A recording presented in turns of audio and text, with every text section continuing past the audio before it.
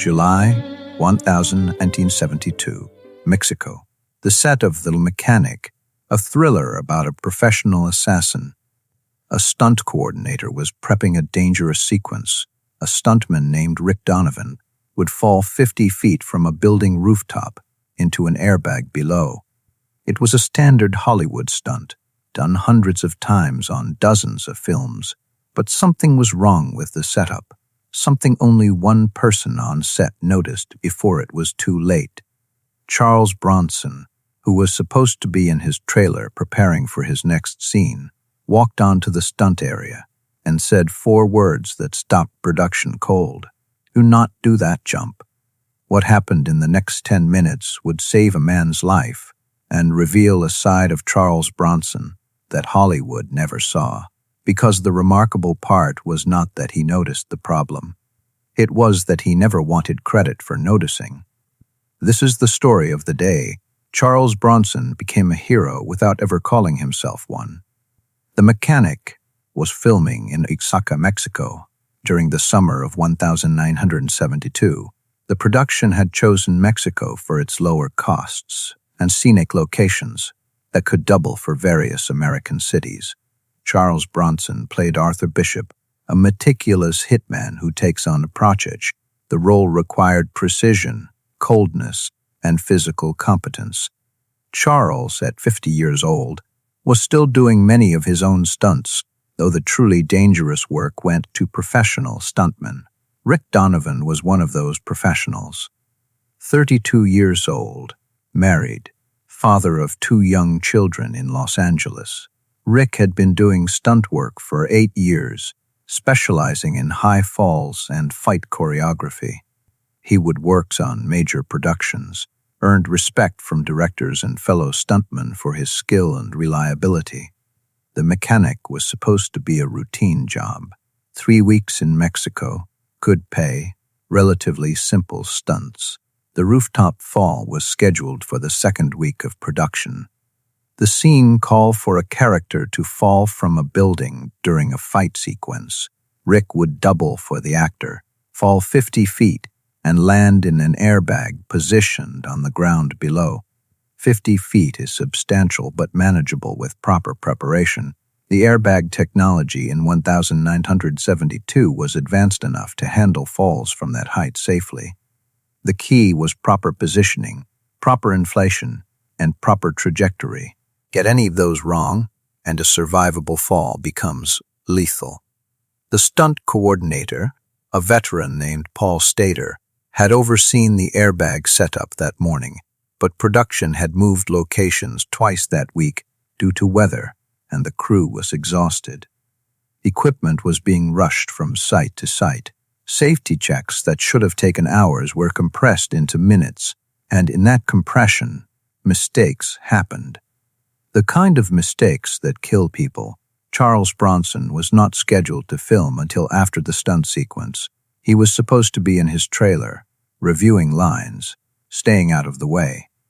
But Charles had developed a habit over his years in the industry. When stunts were being performed, he watched, not out of morbid curiosity, but out of concern. He would seen too many stuntmen injured, too many close calls, too many productions that valued schedule over safety. He did not trust that everyone in charge always made the right decisions. That morning, Charles walked onto the set, just as Rick was climbing to the rooftop position. Paul Stater was below, finalizing the airbag placement. The crew was setting up cameras to capture multiple angles. Director Michael Winner was reviewing the shot list. Everything appeared normal, routine, professional.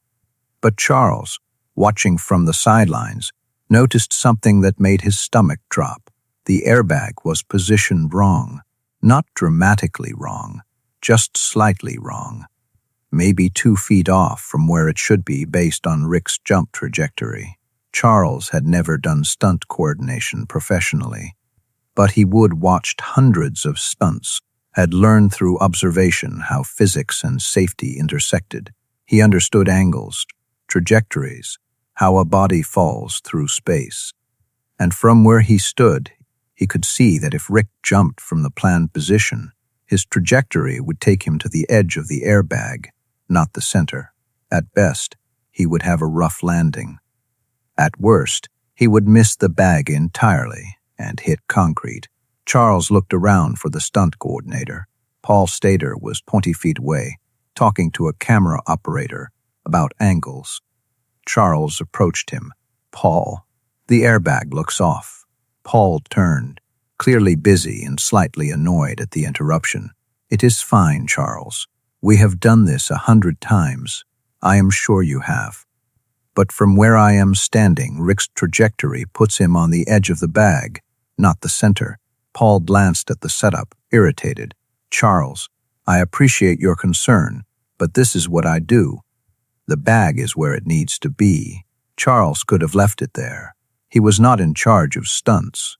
He was not responsible for safety. If something went wrong, it would not be his fault. But Charles could not walk away. He would seen men die in the coal mines because someone in charge was too proud or too rushed to listen to warnings. He would seen soldiers die in war because officers ignored reports from the field. He knew that hierarchy and ego killed people, and he was not going to let it happen here. "Paul, humor me. Let me show you what I am seeing." Charles walked to where he had been standing. He pointed up at Rick on the rooftop, then traced an imaginary line down to the airbag. "He is going to jump from there.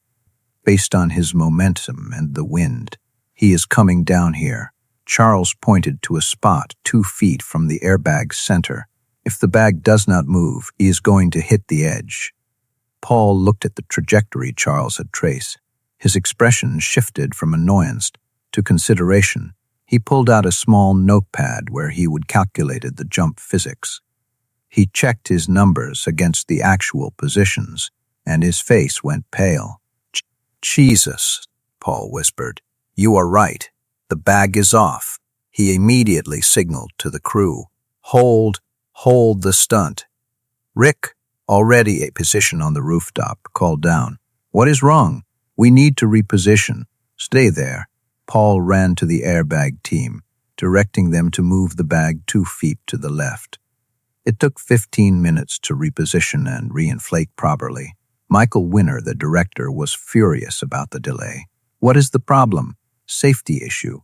We need to reposition." Everything looked fine to me. It was not fine. We're fixing it now. Once the airbag was repositioned, Rick performed the fall perfectly. He jumped, fell 50 feet, and landed squarely in the center of the bag. The impact was substantial but safe.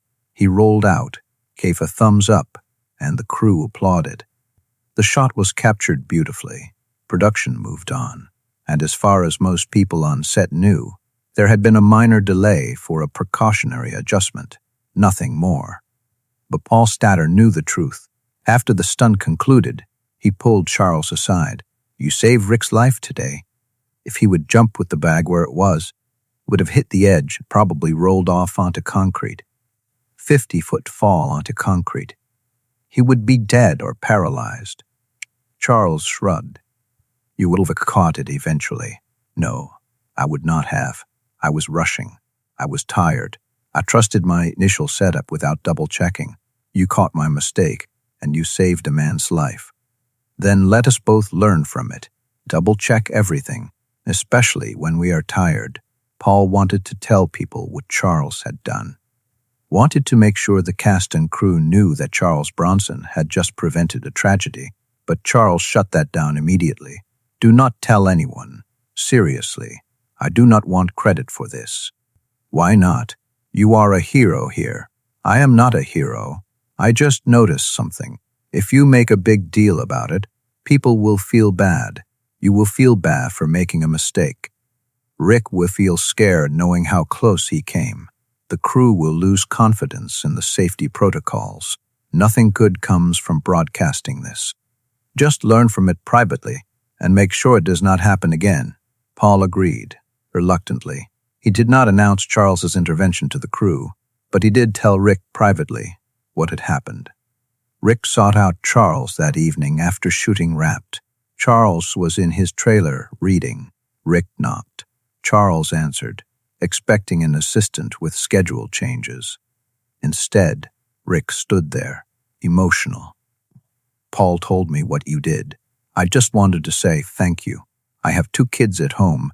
If I would made that jump with the bag where it was." Rick could not finish the sentence. Charles invited him in. "You do not need to thank me. Any decent person would have done the same thing, but most people did not notice. Only you did. And more than that, you spoke up, even though it was not your job. That took courage." Charles poured Rick a drink. They sat in the trailer, talking for an hour. Rick talked about his family, his career, his fear that stunt work would eventually catch up with him.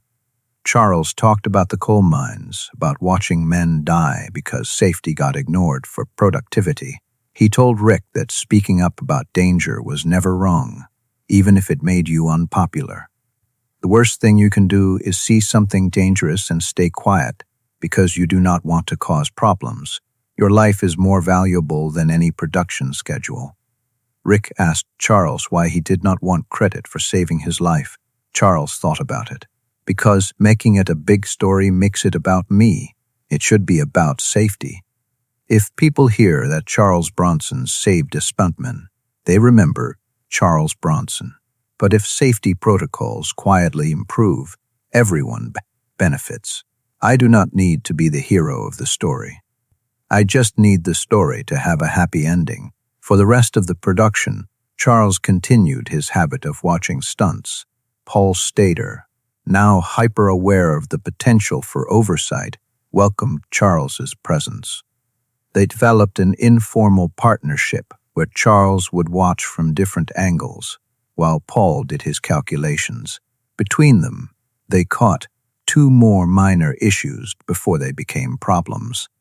Nothing as dramatic as the rooftop fall, but small things. A wire tension that was slightly off, a landing pad that needed more padding. Productions ran safer because Charles was watching. But nobody except Paul, the few stunt performers, knew about Charles's contributions. The mechanic wrapped production in August. Rick Donovan returned to Los Angeles safely to his wife and children. He continued doing stunt work for another 15 years before retiring to become a stunt coordinator himself. In that role, he became known for his obsessive attention to safety, for triple-checking every setup, for never rushing through preparations, no matter how much the director complained. When other stunt coordinators asked why he was so careful, Rick would say, "Someone once saved my life by noticing a detail everyone else missed. I owe it to him to never miss those details myself." Rick never publicly shared the story about Charles Bronson saving him. He kept his promise to not make it about Charles, but he told the story privately to every stuntman he mentored. "Check everything twice. Trust your calculations, but verify them visually. And if you see something dangerous, speak up, even if it is not your job. That's what professionalism looks like." The lesson spread through the stunt community. Safety protocols tightened, and indirectly, Charles Bronson's intervention that day in Mexico influenced how stunts were coordinated for decades. Charles never mentioned the incident in interviews. When journalists asked if he had any memorable moments from the mechanic, he would talk about working with Michael Winner or the technical challenge of playing an assassin. Nothing about saving a stuntman, nothing about safety interventions. It was not part of his public narrative. He did not want it to be. But crew members who worked with Charles on subsequent films noticed a pattern. Whenever dangerous stunts were being performed, Charles would appear, not to perform them, but to watch. And occasionally he would approach the stunt coordinator with a quiet observation. "Are you sure about that angle? Have you checked that cable tension recently? Maybe add more padding there." He never made demands, never pulled rank, just offered observations, and stunt coordinators, having heard whispered stories about Mexico, listened to him. This quiet vigilance defined a lesser-known aspect of Charles Bronson's character. He was famous for playing tough guys, for violent films, for being Hollywood's face of masculine strength. But people who worked with him knew he was also protective, careful, genuinely concerned about the people around him. He understood that film sets were dangerous workplaces and that preventing accidents was everyone's responsibility. Disclaimer: this story is dramatized based on accounts of Bronson's professionalism and concern for crew safety. While Bronson was known for protecting stunt performers, this specific incident is fictionalized